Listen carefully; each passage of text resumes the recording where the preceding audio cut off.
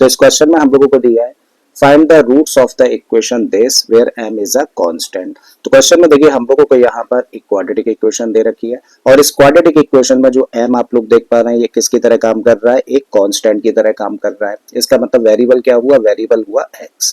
तो हमें क्या करना है, इस क्वाड्रेटिक इक्वेशन को सॉल्व करना है या फिर कह लीजिए इसके रूट्स फाइंड करने हैं। मतलब इसको सॉल्व करना है का मतलब क्या हुआ कि हम लोगों को x की वैल्यू निकालनी है। ठीक है, तो चलिए स्टार्ट करते हैं। सबसे पहला काम क्या करना है भाई, जो क्वाड्रेटिक इक्वेशन हम लोगों को दे रखी है ना, एक बार हम लोगों ने इसको एज इट इज लिख लिया।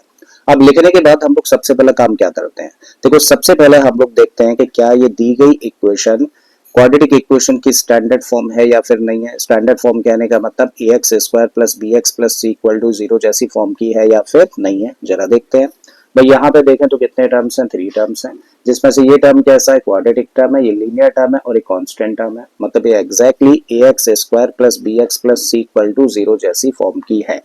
अब जब equation ax square plus bx plus c equal to अब जब ये equation ax square plus bx plus c equal to 0 जैसी फॉर्म की है तो इसके रूट्स फाइंड करने हैं। तो क्या करें, मिडिल टर्म को स्प्लिट कर देते हैं और मिडिल टर्म को स्प्लिट करने के लिए क्या करते हैं भाई, हम लोग देखते हैं एक्स स्क्वायर का कोफिशिएंट। तो यहाँ पे एक्स स्क्वायर का कोफिशिएंट कुछ नहीं है, तो कुछ नहीं होता है तो क्या होता है, 1 तो होता ही है। तो इसका मतलब एक्स स्क्वायर का कोफिशिएंट है 1 और कांस्टेंट टर्म यहाँ पे देखें तो माइनस का m इंटू में m प्लस 3 है।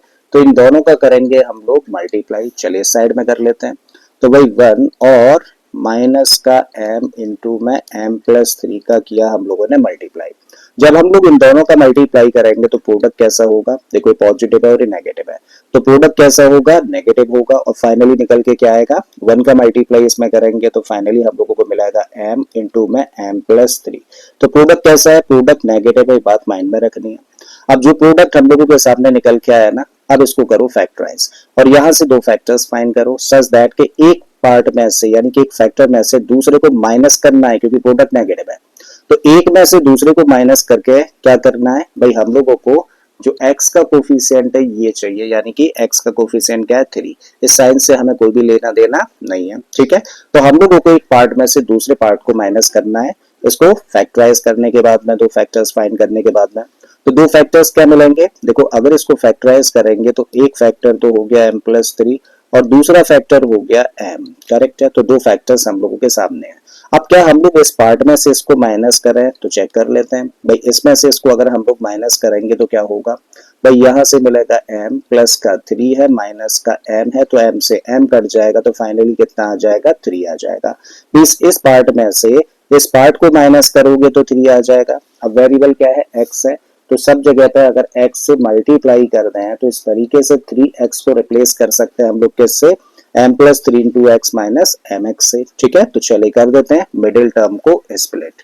ठीक है, तो इस टर्म को हम लोगों ने एज इट इज रखा, माइनस का साइन है तो बस चीजों को ब्रैकेट में रखना है और 3x की जगह पे क्या रख सकते हैं भाई, इसकी जगह पे हम लोग रख सकते हैं m प्लस 3 इंटू में x माइनस का एम एक्स माइनस ये वाला टर्म एज इट इज लिख देते हैं m और इंटू में m plus 3 and this equal to 0।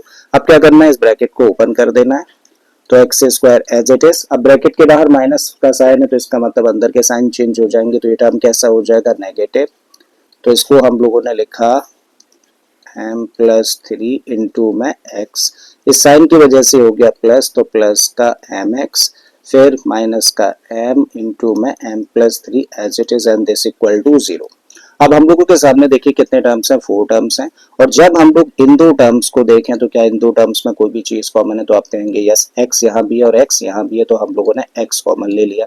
जब इस टर्म में से x बाहर गया तो यहाँ से बचा x माइनस का साइन रखिए, x तो बाहर चला गया तो यहाँ से क्या बचेगा, ब्रैकेट में m plus 3 as it is, इसको ब्रैकेट में ही रहने दीजिएगा। ठीक है, अब यहाँ से देखें तो भैया 2 टर्म्स हैं और इन दोनों टर्म्स में देखें तो m यहाँ भी और m यहाँ भी है, तो इसका मतलब क्या कॉमन आ गया, m कॉमन आ जाता है। तब इस टर्म में बचेगा x और यहाँ से मिलने वाला है m प्लस 3, ब्रैकेट कर दीजिए क्लोज और इक्वल में क्या है 0। अब हम लोगों के सामने 2 टर्म्स हैं और इन 2 टर्म्स में देखें तो ये ब्रैकेट देखो यहाँ भी एज इट इज और यही ब्रैकेट यहाँ पर है। इसका मतलब क्या कॉमन आ जाता है, x minus m plus 3 in a bracket. और जब ये चीज कॉमन ले ली हम लोगों ने तो इस टर्म में से देखो ये तो बाहर गया, क्या बचा, x बचा, तो आपने रखा x और इस टर्म में क्या बचेगा, m बचेगा। and this equal to 0.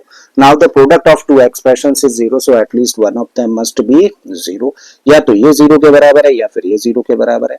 अगर ये 0 के बराबर है तो इसको ऐसे लिखोगे and this equal to 0, और अगर x प्लस m 0 के बराबर है तो इस चीज को ऐसा मेंशन किया हम लोगों ने. ठीक है, अब यहाँ से x की वैल्यू निकालनी है तो x को तो रोको और इसको कर दो ट्रांसपोज. कैसा टर्म है? नेगेटिव है, ट्रांसपोज करेंगे तो पॉजिटिव हो जाना है, यानी कि x की वैल्यू क्या आ गई?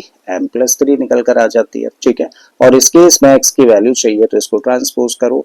पॉजिटिव टर्म है, कैसा हो जाएगा ट्रांसपोज करने पे? नेगेटिव. तो x की देखो दो वैल्यूज मिली, पहली क्या है? x इक्वल टू माइनस का m, और यहां से कह रहे हैं कि x की वैल्यू है m प्लस 3, ये 3 है. ठीक है, सही कर देते हैं इसको, m प्लस 3, राइट. तो x की देखिए दो वैल्यूज हम लोगों ने फाइंड कर ली. तो ये आंसर हो गया भाई इस क्वेश्चन का, यानी कि यही क्या है? रूट्स है इस दी गई क्वाड्रेटिक इक्वेशन के. आई थिंक क्वेश्चन समझ आ गया.